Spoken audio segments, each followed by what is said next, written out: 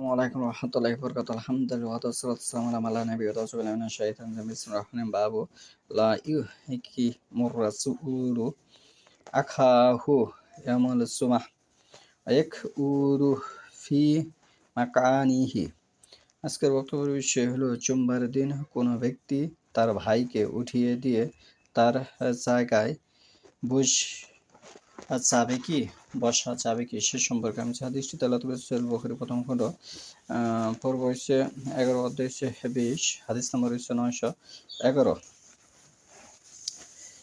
ইবনে ওমর রাদিয়াল্লাহু হতে বর্ণিত তিনি বলেন নবী সাল্লাল্লাহু নিষেধ হয়ে করেছেন যেন কেউ তার ভাইকে বসার স্থান হতে উঠিয়ে দিয়ে নিচে সে জায়গায় না বসে।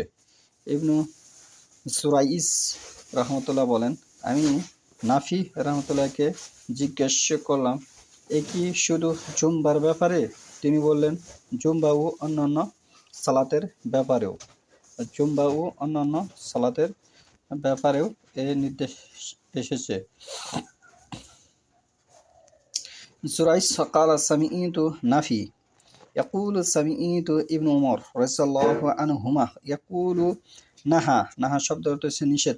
নবী সাল্লাল্লাহু আলাইহি ওয়াসাল্লাম নিষেধ করেছেন আই ইউ কি ইমার রাসূল হচ্ছে ব্যক্তি, কোনো ব্যক্তিকে বসা থেকে উঠিয়ে দেয় আখাহু তার ভাইকে উঠিয়ে দেয় মিন মাকআদিহি বসা।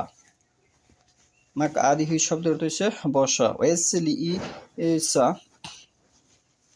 ফিহি তার জায়গাত বসা। কুলতু লি নাফি জুমা কালাল জুমা গায়রা জুমা ব্যতীত অন্যান্য ব্যাপারেও নির্দেশ এসেছে।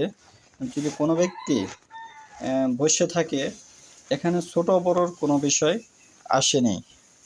যদি ছোট বড় বিষয় আসতো তাহলে এখানে কাবি ইরান বড় বোঝানো হতো, সাগি ইরান ছোট বোঝানো হতো।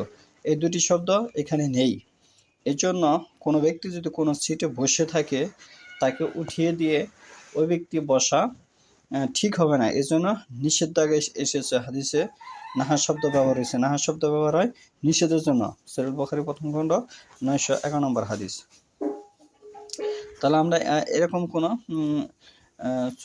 ভুল আমরা করব না যে কোরআন এবং হাদিসে আল্লাহ রাসূল সাল্লাল্লাহু আলাইহি ওয়াসাল্লামের আদেশ ও নিষেধের কিছু বিষয় আছে।